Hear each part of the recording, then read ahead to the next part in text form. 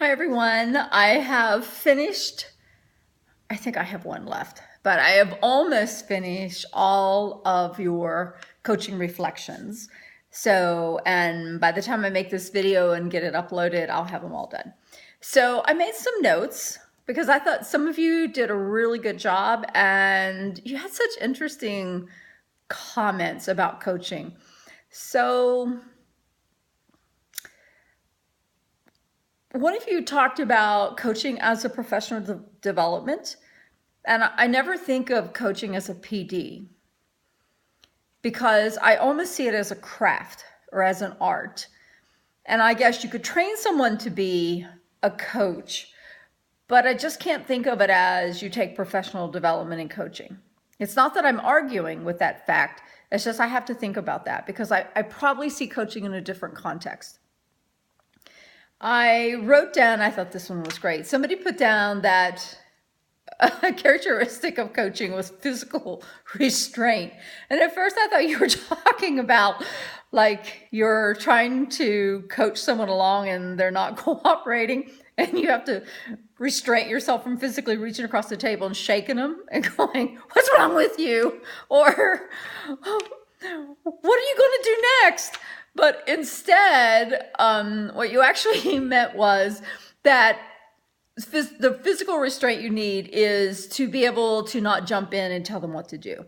Because I think that we're trained very much to tell people what to do, to help them, and to give them this guidance. So we certainly want to have physical restraint in doing that. We want them to be able to feel really good about the fact that they're making this discovery and we're nothing but a tool to get them through the process. So physical restraint, definitely, and maybe both. Somebody talked about deep thinking, and absolutely, coaching does require people for deep thinking. One of the things that those of you that are on Facebook, pay attention to the post for Facebook because it says what's on your mind. And in most coaching processes, they instruct you that the first thing you ask the person is what's on your mind. And then when the person responds, you continue along that same line.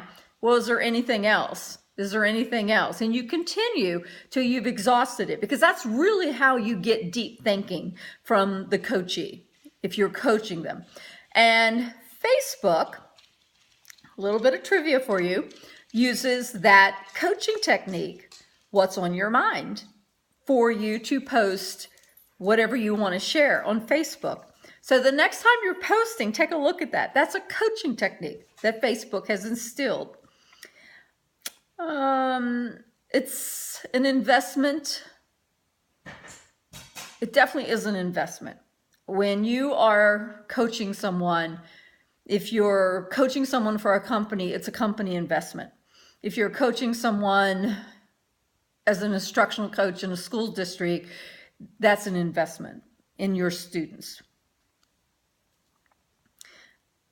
It is very goal focused. Somebody put that there's no relationship.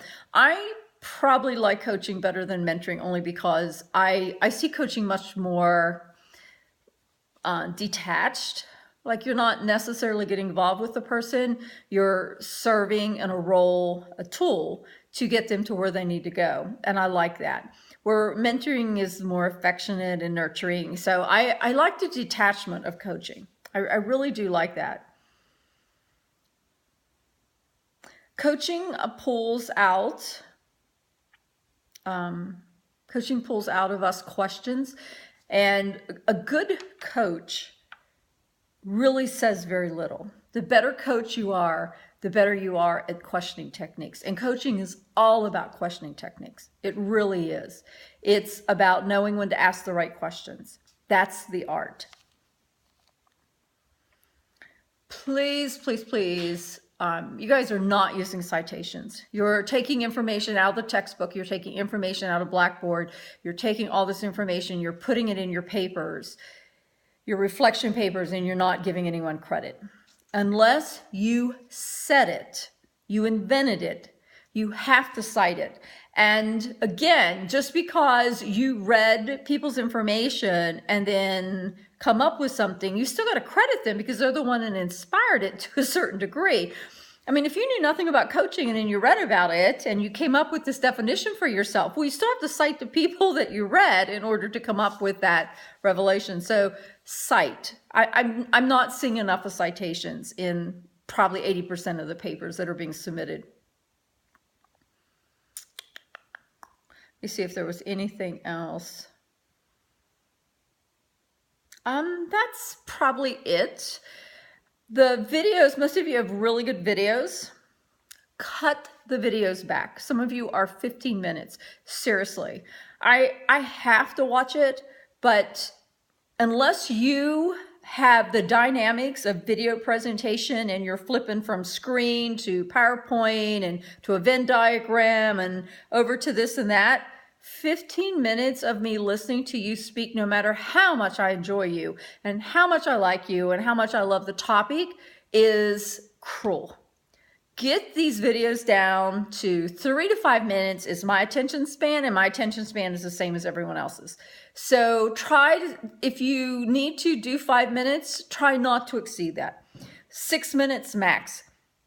14 minutes is too long. And it's not that there's not quality. I mean, I absolutely love it, but less is more. Learn to be concise. And for those of you that are struggling with your papers, videos are always an option. So consider that. That's one way of getting around some of the obstacles. Overall, I thought it was phenomenal. I felt really good that when you finished mentoring, and I think the majority of you already knew mentoring, that you got it. And I think there were quite a few of you that thought you knew what coaching was and then found out you didn't and had your eyes open. And that's the reason I do executive coaching. And with mentoring, you can just somewhat use the generic topic of mentoring, and it applies to most of the types of mentoring. Coaching is different. Coaching is very unique because there are different models of coaching, and they can be a little different. So with coaching, executive coaching is my favorite. And so I usually follow with that. And it's also used in the business world. It's a business technique. And I think we need to be exposed to both educational and business techniques, regardless of where we are. We need to be cognizant of both worlds. We could do business in both worlds. So overall, great job. I felt like you guys got it, that you know what it is. So our next one is self-mentoring, on to it. And you know that I'm going to be a real bugaboo about it. So make sure you know what you're talking about. Don't try to pretend you know. Cite the book. There are papers. I think I uploaded some papers. If I didn't, I'll go in and upload those. And so you'll have some different sources. Anyway, thanks. Take care.